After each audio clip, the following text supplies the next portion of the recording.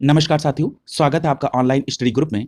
आज की क्लास में संघीय प्रणाली, संघ एवं केंद्र शासित प्रदेश, केंद्र राज्य संबंध, न्यायिक ढांचा के अंतर्गत सर्वोच्च न्यायालय और उच्च न्यायालय, साथ ही में जिला प्रशासन, स्थानीय निकाय और पंचायती राज संस्थाएं कवर कराई जाएंगी।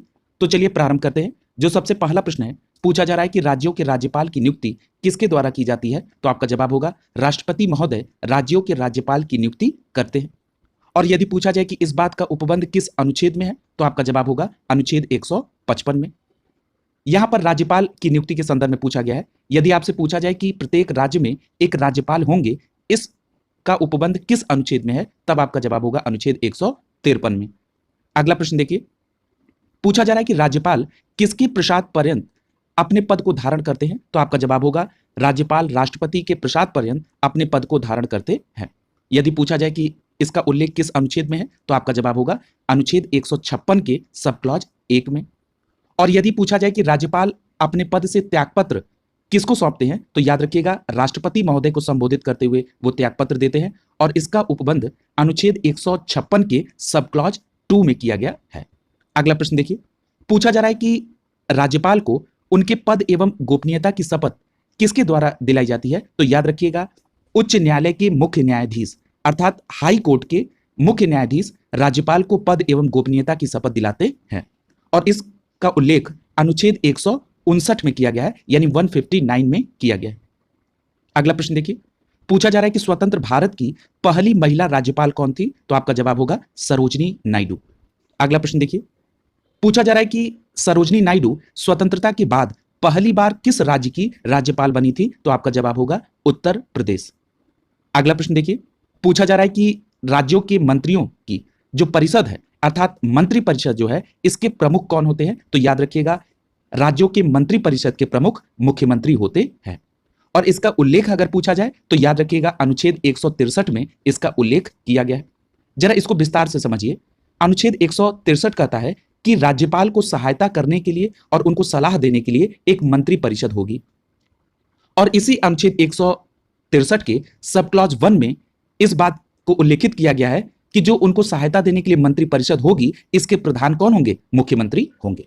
क्लियर हो गया होगा। अगला प्रश्न देखिए, पूछा जा रहा है कि जो राज्य के मुख्यमंत्री हैं, इनकी नियुक्ति किसके द्वारा की जाती है? तो आपका जवाब होगा राज्यों के मुख्यमंत्री की नियुक्ति संबंधित राज्य के राज्यपाल द्वारा की जाती है। अगर पूछा जाए कि इसका उल्लेख किस अनुच्छेद में है, तो आपका जवाब होगा अनुच्छेद 164 के सब क्लॉज 1 में।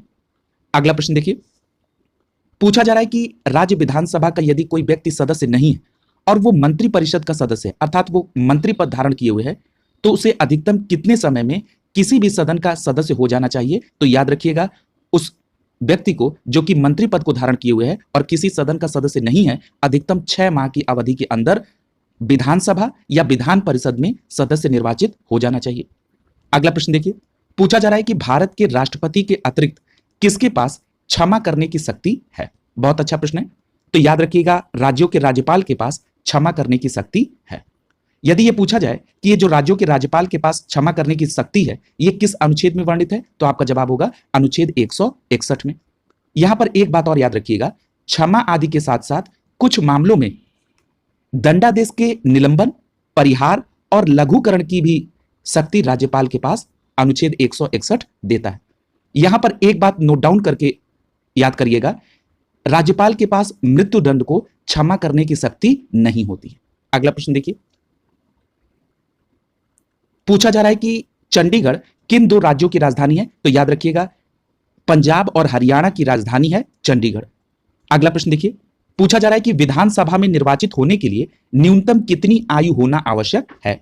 तो आपका जवाब क्या होगा?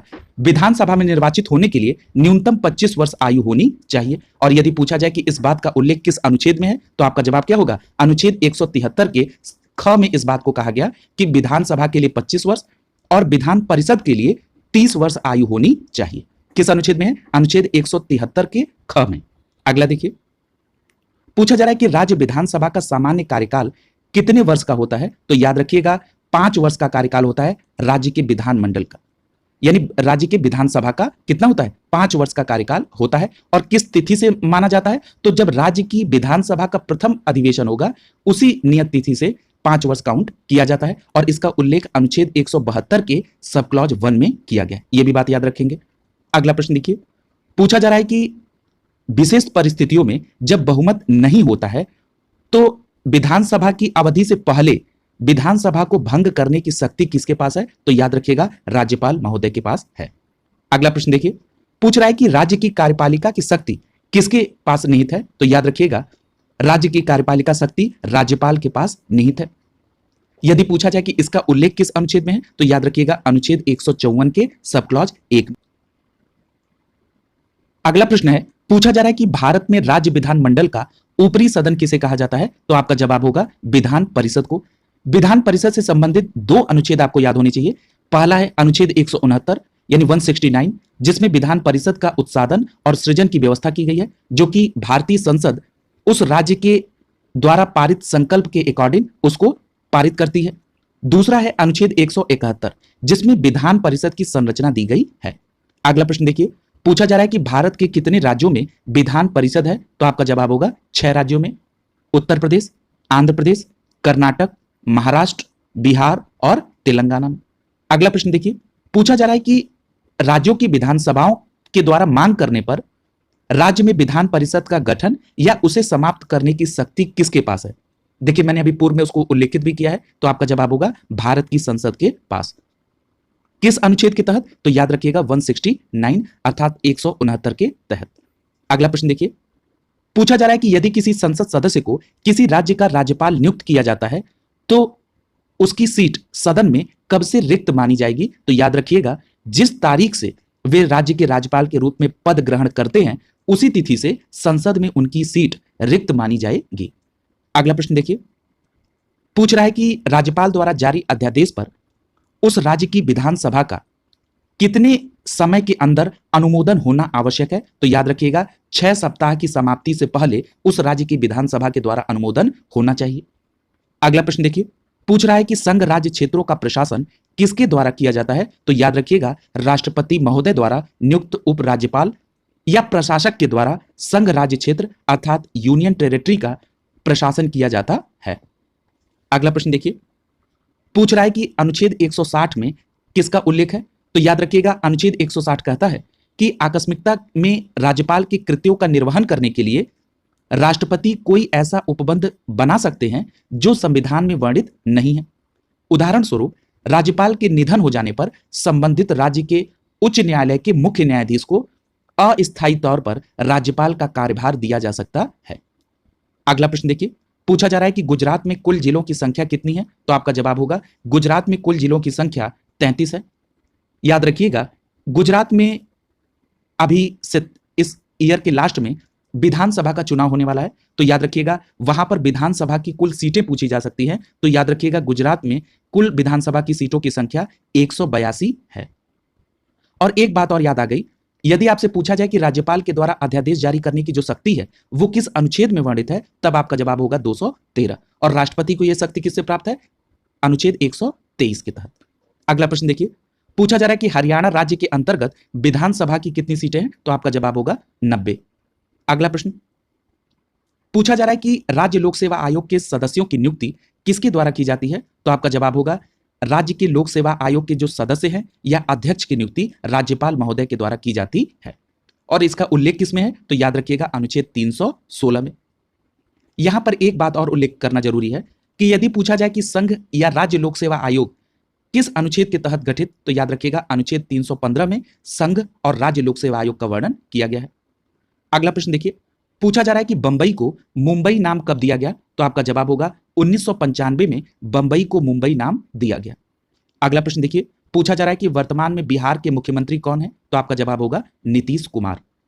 अगला प्रश्न है, पूछा जा रहा है किसी राज्य के राज्यपाल बनने के लिए न्यूनतम आयु कितनी होनी चाहिए? तो आपका जवाब होगा 35 वर्ष न्यूनतम आयु होनी चाहिए यदि कोई व्यक्ति किसी राज्य का राज्यपाल बनना चाहता है तो।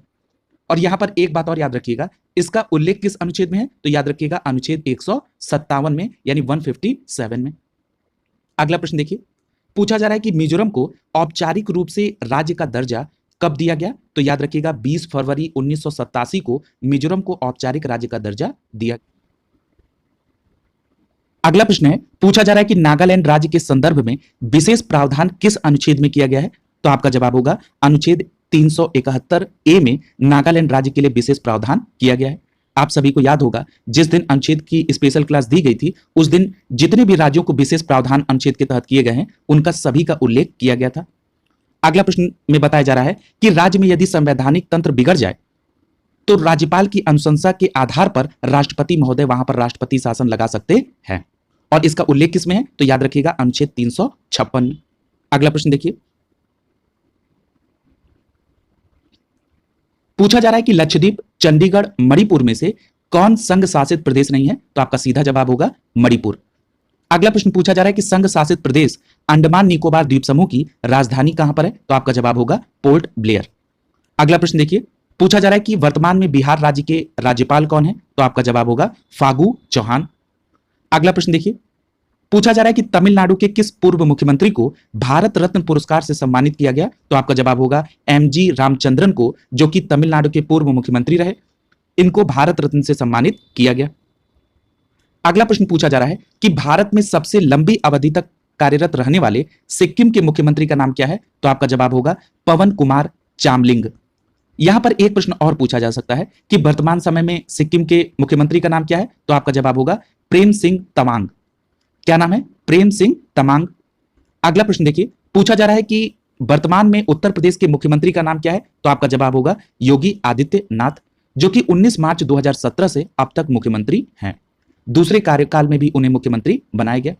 अगला प्रश्न देखिए, पूछा जा रहा है कि वर्तमान में महाराष्ट्र के मुख्यमंत्री कौन है? तो इसको अपडेट कर लीजिएगा। वर्तमान में महाराष्ट्र के मुख्यमंत्री एकनाथ शिंदे हैं। अगला प्रश्न पूछा गया कि महाराष्ट्र के प्रथम मुख्यमंत्री का क्या नाम था? तो आपका जवाब होगा यशवंतराव चौहान महाराष्ट्र के प्रथम मुख्यमंत्री थे। अगला प्रश्न देखिए, पूछा जा रहा है कि असम विधानसभा में कुल सदस्यों की संख्या कितनी है? तो याद रखिएगा असम विधानसभा में सदस्यों की संख्या 126 है। अगला प्रश्न देखिए, पूछा जा रहा है कि भारत के किस राज्य में विधानसभा के सदस्यों की संख्या सर्वाधिक है? तो आपका जवाब होगा उत्तर प्रदेश में विधानसभा के सदस्यों की संख्या सर्वाधिक है। कितनी संख्या है? तो आपका जवाब होगा 403। अगला प्रश्न देखिए, पूछा जा रहा है कि विधान परिषद का सदस्य बनने के लिए निर्धारित न्यूनतम आयु कितनी होनी चाहिए? तो आपका जवाब होगा 30 वर्ष होनी चाहिए। और याद होगा मैंने पिछले प्रश्न के एक्सप्लेनेशन में आपको बताया था कि अनुच्छेद 173 के ख में इस बात का उल्लेख है कि विधानसभा के लिए न्यूनतम आयु 25 वर्ष होनी चाहिए और विधान परिषद के लिए न्यूनतम आयु 30 वर्ष होनी चाहिए। अगला प्रश्न देखिए, पूछा जा रहा है कि पंजाब के वर्तमान मुख्यमंत्री कौन है? तो आपका जवाब होगा भगवंत मान, 16 मार्च 2022 से। अगला प्रश्न देखिए, पूछा जा रहा है कि बिहार विधानसभा के सदस्य संख्या कितनी है? तो आपका जवाब होगा 243। अगला प्रश्न देखिए, पूछा जा रहा है कि वर्तमान में पश्चिम बंगाल में किसकी सरकार है? तो याद रखिएगा तृणमूल कांग्रेस की सरकार पश्चिम बंगाल में है और मुख्यमंत्री कौन है? ममता बनर्जी जी। अगला प्रश्न देखिए, पूछा जा रहा है कि भारतीय राज्यों में जनगणना करते समय किसका नाम सर्वप्रथम आएगा? तो आपका जवाब होगा राज्यपाल महोदय का।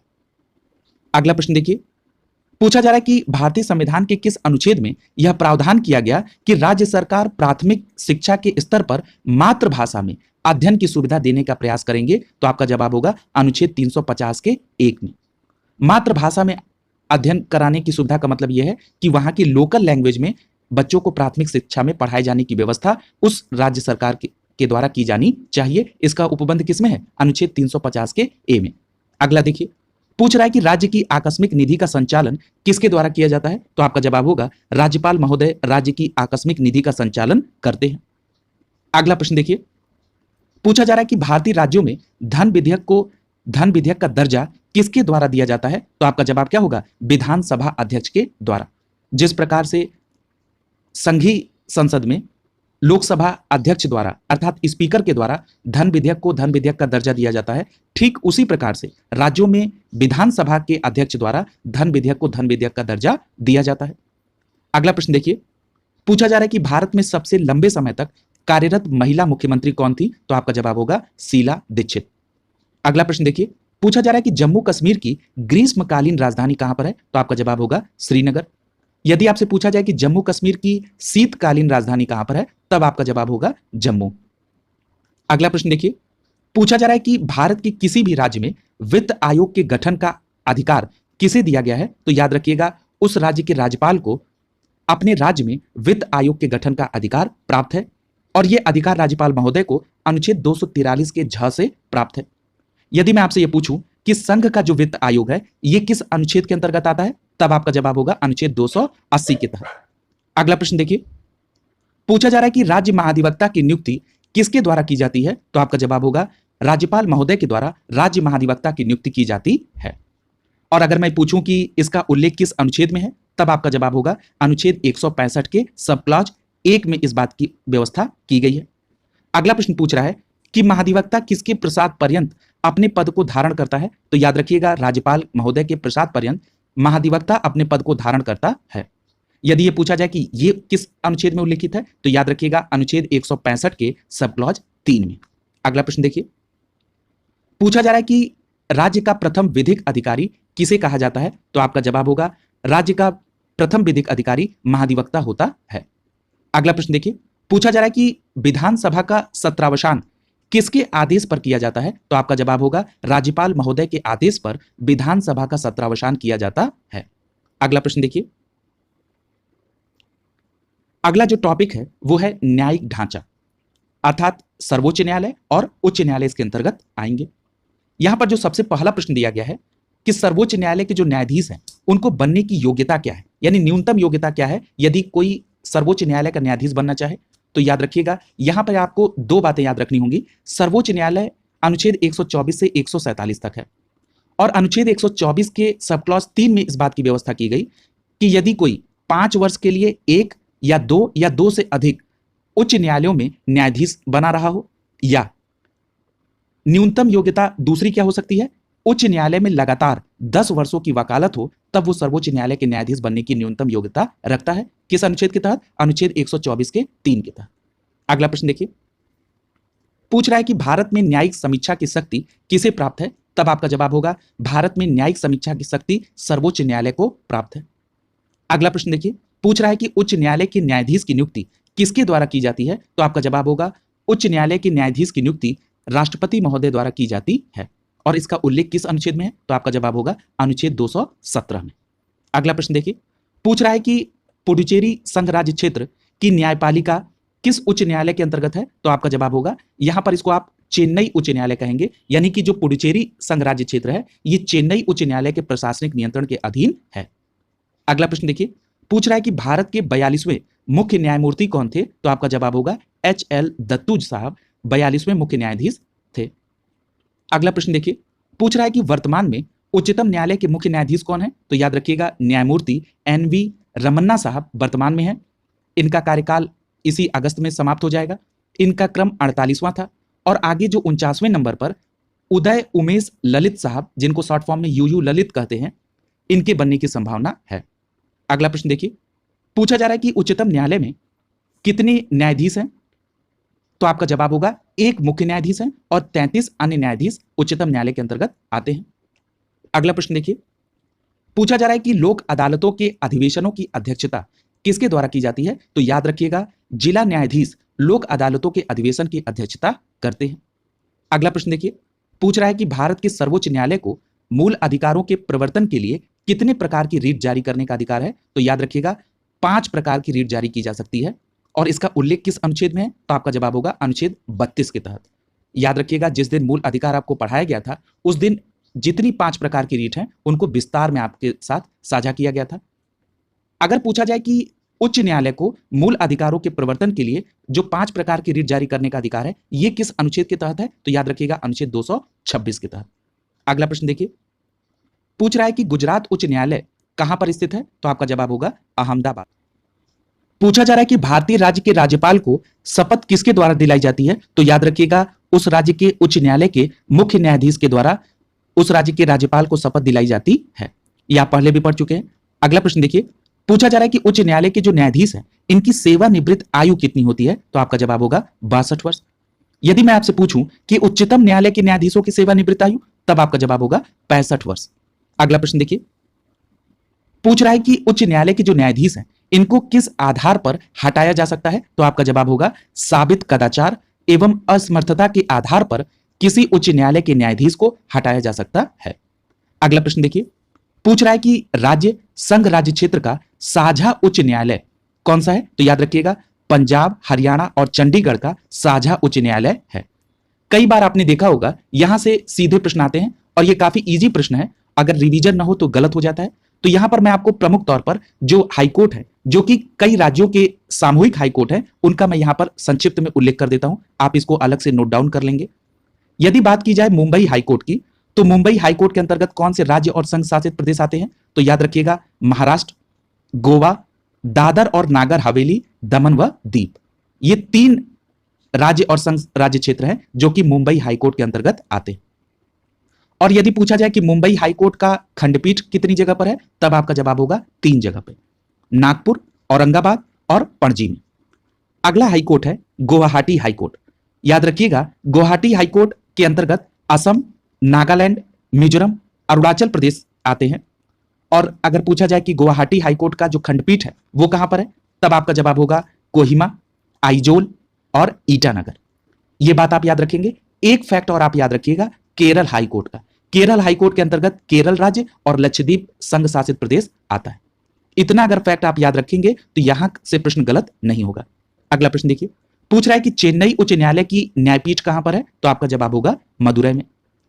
अगला प्रश्न देखिए, पूछ रहा है कि उच्च न्यायालय तथा उच्चतम न्यायालय के वेतन तथा सेवा शर्त अधिनियम 2018 के अनुसार सर्वोच्च न्यायालय के मुख्य न्यायाधीश का मासिक वेतन कितना है, तो आपका जवाब होगा 2,80,000 रुपए। और अन्य न्यायाधीशों का मासिक वेतन कितना है, तो आपका जवाब होगा 2,50,000 रुपए। अगला प्रश्न देखिए, पूछा जा रहा है कि वर्तमान में भारत के महान्यायवादी कौन है, तो आपका जवाब होगा के वेणुगोपाल। और भारत के महान्यायवादी की व्यवस्था किस अनुच्छेद में है, तो आपका जवाब होगा अनुच्छेद 76 में। अगला प्रश्न देखिए, पूछ रहा है कि जनहित याचिका को कहां दायर किया जा सकता है, तो आपका जवाब होगा उच्च न्यायालय और उच्चतम न्यायालय दोनों जगहों पर जनहित याचिका दायर की जा सकती है। अगला प्रश्न देखिए, पूछ रहा है कि उच्च न्यायालय के मुख्य न्यायाधीश की नियुक्ति किसके द्वारा की जाती है, तो आपका जवाब होगा राष्ट्रपति महोदय के द्वारा उच्च न्यायालय के मुख्य न्यायाधीश की नियुक्ति की जाती है। और किस अनुच्छेद के तहत, तो आपका जवाब होगा अनुच्छेद 217 के तहत। आपको पता है, आपने पहले भी पढ़ा है कि जो उच्च न्यायालय है इसके न्यायाधीश की नियुक्ति राष्ट्रपति महोदय करते हैं। और यहां एक बात और उसी में ऐड कर लीजिएगा कि उच्च न्यायालय के मुख्य न्यायाधीश की भी नियुक्ति राष्ट्रपति महोदय अनुच्छेद 217 के तहत करते हैं। अगला प्रश्न देखिए, पूछा जा रहा है कि सर्वोच्च न्यायालय की प्रथम महिला न्यायाधीश कौन थी, तो आपका जवाब होगा फातिमा बीबी।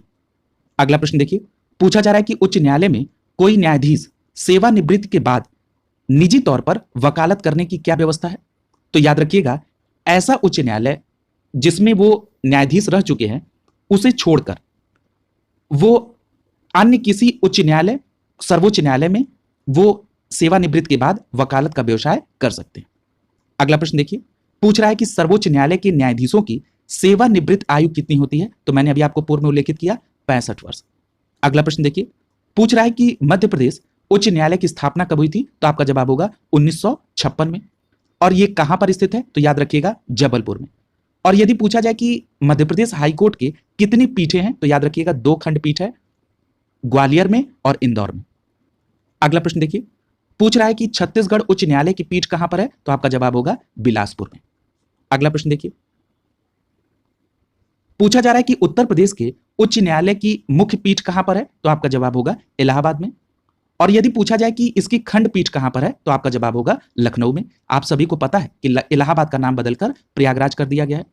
यहां पर एक मूल प्रश्न यह बन सकता है कि जो उच्च न्यायालय की मुख्य पीठ इलाहाबाद में है इसकी स्थापना कब हुई थी, तो आपको मालूम होना चाहिए क्योंकि उत्तर प्रदेश स्पेशल में यह पूछा जा सकता है। तो याद रखिएगा 11 जून 1866 को इलाहाबाद हाईकोर्ट की स्थापना हुई थी। अगला प्रश्न देखिए, पूछ रहा है कि संघ राज्य क्षेत्र वे कौन है जिनका अपना उच्च न्यायालय है, तो आपका जवाब होगा दिल्ली और जम्मू कश्मीर संघ राज्य क्षेत्र का अपना उच्च न्यायालय है। अगला प्रश्न देखिए, अगले प्रश्न में बताया जा रहा है कि भारत के सर्वोच्च न्यायालय ने केंद्रीय शिक्षा संस्थाओं में अन्य पिछड़े वर्ग के उम्मीदवारों को आरक्षण प्रदान करने के सरकारी निर्णय का समर्थन किया। और कितने प्रतिशत का आरक्षण दिया जाएगा, तो आपका सही जवाब क्या होगा, दिया जाता है तो 27% का आरक्षण।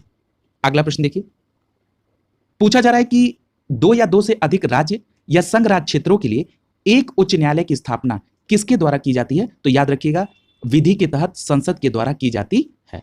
और अभी आपने उदाहरण भी देखा।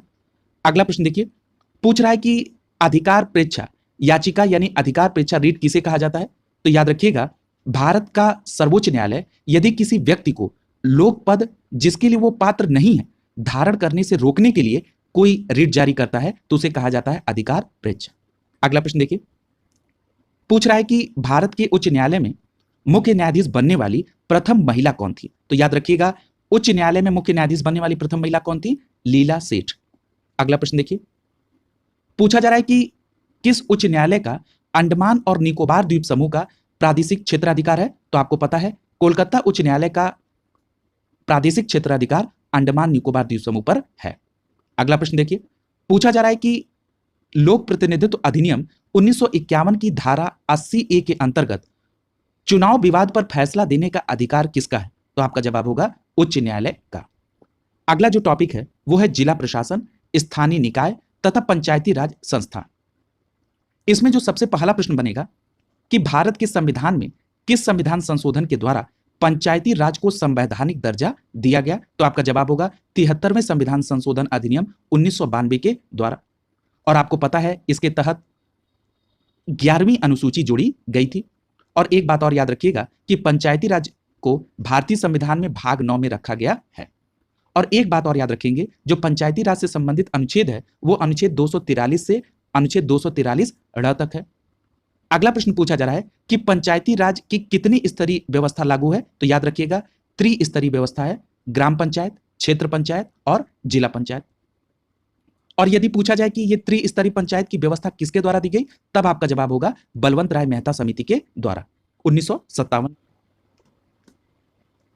अगला प्रश्न है, पूछा जा रहा है कि भारत के संविधान के किस संशोधन के द्वारा भाग 9 क में नगरीय स्थानीय प्रशासन को संवैधानिक दर्जा प्रदान किया गया? तो आपका जवाब होगा 74वें संविधान संशोधन अधिनियम 1992 के तहत भाग 9 का जोड़ा गया और इसमें नगरीय स्थानीय प्रशासन को संवैधानिक दर्जा दिया गया। और याद रखिएगा जो नगरीय स्थानीय प्रशासन है इसका संबंध अनुसूची 12 से है। अगला प्रश्न देखिए, पूछा जा रहा है कि किस तिथि को तत्कालीन प्रधानमंत्री जवाहरलाल नेहरू ने राजस्थान के नागौर जिले में पंचायती राज व्यवस्था का उद्घाटन किया था? तो आपका जवाब होगा 2 अक्टूबर 1959 को, यानी 1959 में। यहां पर दो प्रश्न बनेंगे। पहला प्रश्न बनेगा किस तिथि को? तो आपने बता दिया 2 अक्टूबर 1959 को। उस समय प्रधानमंत्री कौन थे? तब आपका जवाब होगा जवाहरलाल नेहरू। और इस व्यवस्था का उद्घाटन कहां से किया गया? तो राजस्थान के नागौर जिले से। अगला प्रश्न देखिए, पूछा जा रहा है कि यदि पंचायत का विघटन होता है तो कितने माह के भीतर चुनाव करा दिया जाना चाहिए? तो आपका जवाब होगा 6 माह के भीतर। अगला प्रश्न देखिए, पूछा जा रहा है कि किस राज्य में पंचायती राज व्यवस्था अस्तित्व में नहीं है? तो आपका जवाब होगा नागालैंड। अगला प्रश्न देखिए, पूछा जा रहा है त्रिस्तरीय पंचायती राज व्यवस्था में सर्वोच्च स्थान पर कौन है? तो आपका जवाब होगा जिला परिषद। अगला प्रश्न देखिए, पूछ रहा है कि पंचायती राज कैसी योजना है? तो याद रखिएगा पंचायती राज स्वशासन की योजना है। अगला प्रश्न है, पूछ रहा है पंचायती राज का उद्देश्य क्या है? तो याद रखिएगा पंचायती राज का उद्देश्य प्रजातंत्र का विकेंद्रीकरण है, यानी कि सत्ता का विकेंद्रीकरण करके जो ग्रॉस रूट लेवल पे जो आदमी बैठा है, यानी निचले पायदान पे जो बैठा है, उसको भी इसमें भागीदार बनाना और सत्ता का केंद्र नीचे लेवल तक पहुंचाना, यानी विकेंद्रीकृत करना, यह पंचायती राज का मूल उद्देश्य है। अगला प्रश्न देखिए, पूछ रहा है कि नगर निगम का प्रधान कौन होता है? तो याद रखिएगा नगर निगम का प्रधान मेयर होता है। इस प्रकार यहां पर आज का यह पार्ट कंप्लीट हो गया। कल की क्लास में आप भारतीय संविधान के विविध से जुड़े प्रश्नों को कंप्लीट करेंगे। उसके बाद जो अभ्यास प्रश्न है वो करेंगे और उसके बाद भारतीय संविधान को एक विस्तृत एस्पेक्ट्स में आप कंप्लीट कर लेंगे। नियमित जब भी क्लासेस मिल रही हैं उसको कंप्लीट करते जाएं। जो प्रीवियस क्लासेज हैं उसका रिवीजन भी बहुत आवश्यक है ताकि परीक्षा के समय आपको रिवीजन का हेडक बहुत ना रहे। निश्चिंत होकर आप पेपर देने जाएं। शुभकामनाओं के साथ आप सभी का बहुत बहुत धन्यवाद।